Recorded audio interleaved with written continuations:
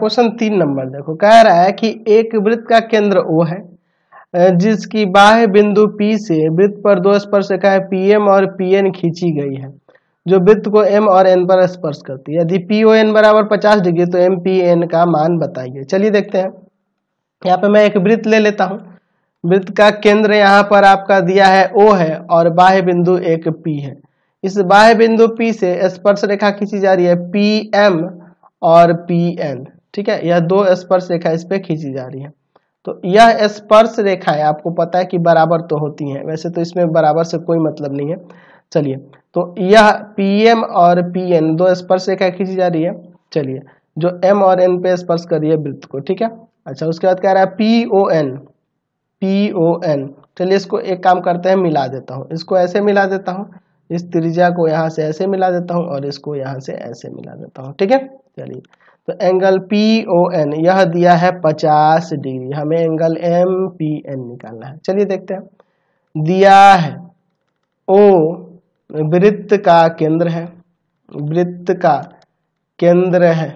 अच्छा, PM और PN दो स्पर्श रेखाएं हैं, दो स्पर्श रेखाएं हैं, दो स्पर्श रेखाएं हैं, ठीक है। तो सिद्ध करना है, ज्ञात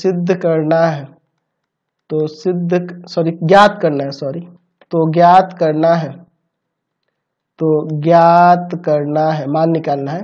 तो ज्ञात करना है, क्या ज्ञात करना है? एंगल MPN क्या होगा। अच्छा, MPN निकालना है और इसमें एक और चीज छूट रहा है, हमारा दिया है कि एंगल PON बराबर में 50 डिग्री। चलो इसका हल देखते हैं, थोड़ा समझेंगे। पहले मैं इन दोनों त्रिभुजों को आपको यहाँ सर्वांगसम करके दिखाता हूँ। अब क्यों सर्वांगसम करूंगा आपको पता चल जाएगा। त्रिभुज POM तथा त्रिभुज PON में, ठीक है, इन दोनों में। तो आप देख लो, PM बराबर में PN हो जाएगा। वृत्त के बाह्य बिंदु से खींची गई स्पर्श रेखाएं बराबर होती है ना जी। बाह्य बिंदु से खींची गई स्पर्श रेखाएं एक ही बाह्य बिंदु से खींची गई हैं तो बराबर होंगी ना जी। तो दूसरा, OM बराबर में ON के बराबर हो जाएगा। OM बराबर ON, क्योंकि वृत्त की त्रिज्याएं हैं तो आपस में बराबर होंगी। वृत्त की त्रिज्या, एक ही वृत्त की दोनों त्रिज्याएं हैं तो आपस में तो बराबर होंगी ही ना। चलिए, अच्छा, तीसरा बात यहाँ OP बराबर में OP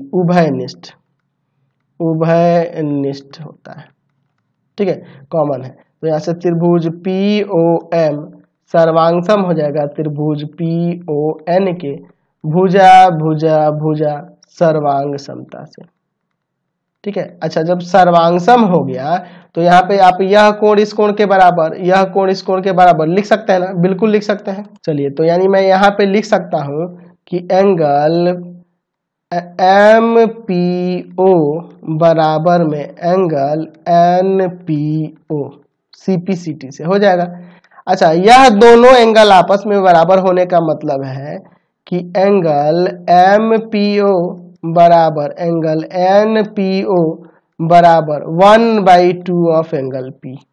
इस एंगल P का, या फिर इस पूरे का नाम लिख दो, एंगल P की जगह पे मैं यहाँ पे चाहूँ तो एंगल MPN भी कह सकता हूँ। तो MPN का आधा है, यह दोनों जो है पूरा क्या आधा है, क्योंकि आपस में ये बराबर हो रहे हैं ना जी, यानी पूरे के आधे हो जाएंगे, यहाँ से कह सकते हैं। चलिए, या मैं ऐसे भी कह सकता हूँ, या अगर मैं देखूं तो यहाँ देख लो, आप कह सकते हो कि एंगल टू एंगल MPO जो होगा ना, या 2 एंगल NPO जो होगा ना, NPO मतलब इन दोनों का 2 गुना बराबर में हो जाएगा एंगल MPN के, है ना। यानी कह सकते हैं कि यह पूरा एंगल जो है ना, इसका भी 2 गुना है और इसका भी 2 गुना है, दोनों का 2 गुना है। ऐसे लिख सकते हैं ना, बिल्कुल लिख सकते हैं। चलिए आगे सॉल्व करते हैं इसके बाद।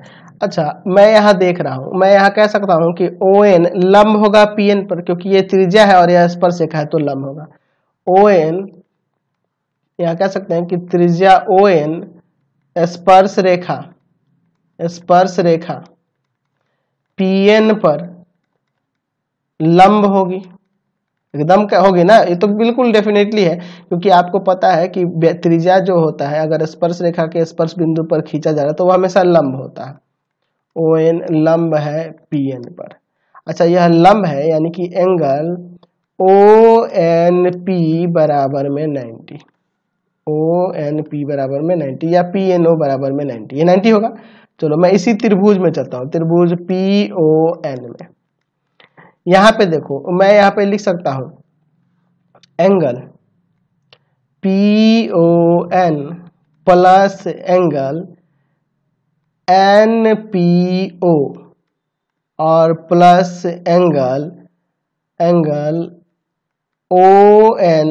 ONP प्लस एंगल ONP बराबर में 180 डिग्री लिख सकते हैं। त्रिभुज के तीनों कोणों का योग, त्रिभुज के तीनों कोणों का योग 180 डिग्री होता है। 180 डिग्री होता है ना जी। देख लो, यह वाला एंगल NPO और यह वाला एंगल है ना ONP, तीनों मिला के 180 होगा ना। चलिए, तो PON की बात करूं तो ये तो 50 दिया है, NPO नहीं ज्ञात है हमारे पास, और यह दिया है ONP जो है आपका 90 हो जाएगा बराबर में 180। इन दोनों को जोड़ के उधर ले घटाएंगे तो एंगल NPO बराबर में आ जाएगा 40। तो अगर मैं कहूं कि हमें निकालना है एंगल MPN, तो MPN बराबर है कि नहीं 2 एंगल NPO के, यानी कि 2 इंटू 40, यानी आ जाएगा यहाँ से 80 डिग्री। समझ गया। चलिए आगे बढ़ते हैं। तो यहाँ से ये अब ध्यान रखना कि यह कोण इसके बराबर हो जाएगा, यह इसके बराबर हो जाएगा, एकदम इसमें बराबर होता है। Question number 4